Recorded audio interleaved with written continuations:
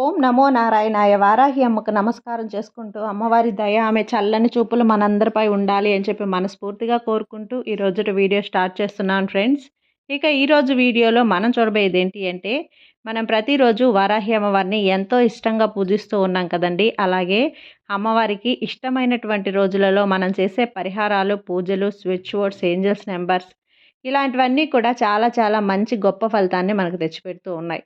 అమ్మవారికి ఇష్టమైన రోజులు అంటే పంచమి, అమావాస్య, పౌర్ణమి, అష్టమి ఇలాంటి తిథులలో మనం చాలా ఇష్టంగా అమ్మవారికి పూజలనేది, మంత్రాలనేటివి చేస్తూ ఉంటాం. అమ్మవారు కరుణించి మనపై అనుగ్రహాన్ని కూడా ప్రసాదిస్తూ ఉంటారు. కానీ మనం అమ్మవారిని ఏదైనా సరే ఒక కోరిక, ఒక ఏదైనా ఒకటి జరగాలి, ఒక ఆశ అనేది నెరవేరాలి అని కోరుకునేటప్పుడండి ఎప్పుడైనా కూడా అమ్మవారిని అమ్మా నేను చేసినటువంటి తప్పులని మన్నించు, నేను తెలిసి తెలియకో చేసినటువంటి తప్పులను క్షమించు. అంటే మనం తెలుసో తెలియకో పూర్వజన్మలో కావచ్చు, ఈ జన్మలోనే కావచ్చు, నిద్ర లేచిన మొదలుకొని మనం నిద్రపోయేంత వరకు కూడా కోపంగా ఎవరో ఒకరి మీద అరవటమో, పూర్వజన్మలో చేసినటువంటి కర్మఫలంగానో లేదంటే పాపాలు ఏవైనా కావచ్చండి. అవన్నీ కూడా మనం తెలిసి చేసినటువంటివి కాదు. మనకు తెలుసో తెలియకో చేసినటువంటి వాటన్నింటినీ కూడా మనం మన్నించమని అమ్మని అడగాలి. మనం మన ఇంట్లో ఎప్పుడైనా సరే మన అమ్మతో, సొంత అమ్మతో కావచ్చు, మీ నాన్నతో కావచ్చు, మీ స్నేహితులతో కావచ్చు, ఏ విధంగా అయితే మనం చెప్పుకుంటామో, ఏదైనా మనకు కష్టం వచ్చింది అంటే వాళ్ళకి చెప్పుకుంటాం. మన కష్టాన్ని వాళ్ళతో పంచుకున్నప్పుడు అలాగే వదిలేయరు కదండీ. మన అమ్మగారైతే, మన సొంత అమ్మ అయితే, మన కన్న తల్లి అయితే ఏం చేస్తుంది, అలానే కడుపులో పెట్టుకొని దానికి పరిష్కారం అనేది చూస్తుంది. అయ్యో నా బిడ్డ ఇంత కష్టంలో ఉంది, మనసులో పెట్టుకొని బాధపడుతుంది, అమ్మనే కదా నాతో చెప్పుకున్నది, అలాంటప్పుడు మనమే కదా పరిష్కరించాలి అని చెప్పి ఏదో ఒక పరిష్కారం అనేది చూసి మనకు ఊరట కలిగించేలా ఆ బాధ అనేది తీర్చేస్తుందనమాట. అలాగే వారాహి అమ్మ కూడా మనం చెప్పుకున్నాం, ఒక కోరిక అనేది మనం కోరుకున్నాం, దానికి తగ్గ మంత్రాన్ని మనం చెప్పుకున్నాం, పరిహారం అనేది చేసాం అన్నప్పుడు కొంచెం లేట్ అవ్వచ్చేమో కానీ అమ్మవారైతే ఖచ్చితంగా తీరుస్తారు. అలాంటి గొప్ప శక్తి గల అమ్మవారు మన అమ్మ, మన కన్న తల్లి ఏ విధంగానో వారాహి అమ్మ మనకు అదే విధంగా అండి. కాబట్టి ఒక మాట అనేది చెప్పుకోవాలి. ఏదైనా మనం కోరిక అనేది అమ్మవారిని అడిగేటప్పుడు, తల్లి నేను తెలుసో తెలియకో ఏదైనా తప్పు చేసుంటే క్షమించు తల్లి. ఆ తప్పుని నన్ను మన్నించి నాకు ఈ జరగాల్సిన పని అనేది జరిపించు. ఈ కోరిక అనేది నెరవేర్చు. ఈ ఆశ అనేది తీర్చు అని చెప్పి అమ్మను మనం మనస్ఫూర్తిగా అడిగినట్లయితే తప్పకుండా ఎప్పుడైనా కూడా అమ్మవారిని ఈ విధంగా మనం కోరిక అడిగేటప్పుడు అడగాలి. ఖచ్చితంగా మనకు అమ్మవారు మన సమస్యను అనేది తీరుస్తుందండి. ఒక ఆడపిల్లే కాదు, ఒక మగవారు కూడా ఎవరైనా సరే తన బిడ్డలే, తన బిడ్డ కష్టంలో ఉంది అంటే ఏ తల్లి కూడా చూస్తూ ఊరుకోదు కదండి. కాబట్టి ఒకరోజు ఆలస్యం అవ్వచ్చేమో కానీ మన కోరిక అనేది ఖచ్చితంగా తీరుతుంది. ఆలస్యం అయింది అంటే మనకు తీర్చదు, అమ్మవారు మనల్ని కరుణించదు, నాపై చూడలేదు, నా సమస్య అనేది తీరలేదు, తీర్చడం లేదు అని ఎప్పుడూ కూడా మనం అపోహ పడకూడదు, పొరపాటు పడకూడదండి. ఎప్పుడూ మనం పాజిటివ్గా ఆలోచించాలి. ఖచ్చితంగా అమ్మ తీరుస్తుంది. కానీ మనం అడిగే విధానాన్ని బట్టి కూడా ఉంటుంది. అమ్మ నా కోరిక తీర్చు, నా కోరిక తీర్చు అంటే కాదు, మనం చేసిన తప్పును కూడా అమ్మ ముందు చెప్పుకోవాలి. అలాగే మనకు తెలీదు, మనం ఏం చేసామో తెలీదు, రోజంతట్లో మనం ఏదో ఒకటి చేస్తూ ఉంటాం. మానవుడు అన్న తర్వాత మనం ఏ తప్పు చేయకుండా ఉండం కదండి.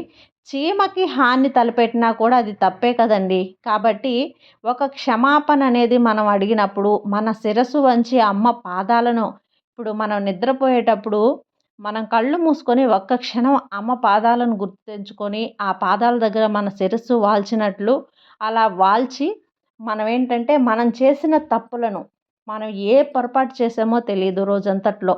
కాబట్టి ఒక్క క్షణం అలా నీ పాదాల చెంత నా శిరస్సు వంచి అడుగుతున్నాను తల్లి, నేను తెలుసో తెలియకో చేసిన ఈ తప్పులను క్షమించు, నన్ను మన్నించి ఈ కోరిక అనేది నెరవేర్చమ్మా.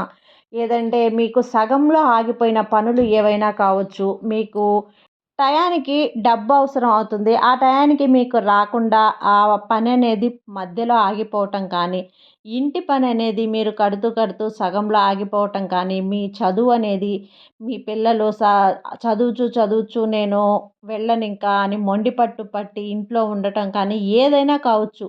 మీరు చేస్తూ సగంలో ఆగిపోయిన పనులన్నింటినీ కూడా ఖచ్చితంగా మనం నిష్టతో వేడుకున్నట్లయితే తప్పకుండా అమ్మవారు తీరుస్తారండి. అప్పుడు ఈ మంత్రాన్ని మనం నిష్టగా చేయాలా? లేదంటే మనం ఏదైనా నాన్ వెజ్ తినున్నామో, పీరియడ్స్ టైంలో ఉన్నామో ఈ మంత్రాన్ని చెప్పుకోవచ్చా అంటే, వీలైనంత వరకు కొంచెం నిష్టగా ఉండండి. లేదు మేము కష్ట పరిస్థితుల్లో ఉన్నాం ఈ టైంలో, ఈ టయానికి ఈ మంత్రం అనేది నాకు చాలా అవసరం. ఈ కష్టాన్ని నేను దాటాలి అనుకున్న వాళ్ళు ఖచ్చితంగా అమ్మ సహాయం కోరటంలో ఏ తప్పు లేదండి. అది మన మనస్సు, మనం ఉన్న సిట్యుయేషన్‌ని బట్టి, మనం ఉన్న పరిస్థితిని బట్టి మనం ఆ మంత్రాలనేటివి చెప్పుకుంటూ వెళ్ళొచ్చు. మనం అన్నీ బావున్నాయి, కొన్ని పరిస్థితులు దాటడానికే అనుకున్నప్పుడు మీరు నిష్టగా చేయండి. లేదండి నా పరిస్థితి ఏమీ బాగోలేదు, నాకు చాలా అత్యంత అవసరం అమ్మవారి సహాయం అనేది నాకు చాలా అవసరం అనుకున్నప్పుడు, ఆ టైంలో అమ్మవారిని పిలిచి మీరు సహాయం కోరి, ఆ సహాయాన్ని మీరు పొందగలిగితే చాలా సంతోషిస్తుంది అమ్మ గూడా. కాబట్టి తప్పకుండా కూడా ఇప్పుడు పడుకోబోయే ముందు ఈ మంత్రాన్ని ఒక 11 సార్లనేది చెప్పుకొని చూడండి ఫ్రెండ్స్. ఆలస్యం అయ్యింది మీ కోరిక అనే మాటే ఉండదు. ఏ కోరికైనా కూడా వెంటనే తీరిపోతుంది. ఆ మంత్రం ఏంటి అనేది స్క్రీన్ మీద కూడా ఇస్తాను చూడండి. ఓం ఐం గ్లౌం కట్వాయై నమః. ఓం ఐం గ్లౌం కట్వాయై నమః. ఓం ఐం గ్లౌం కట్వాఐ నమః.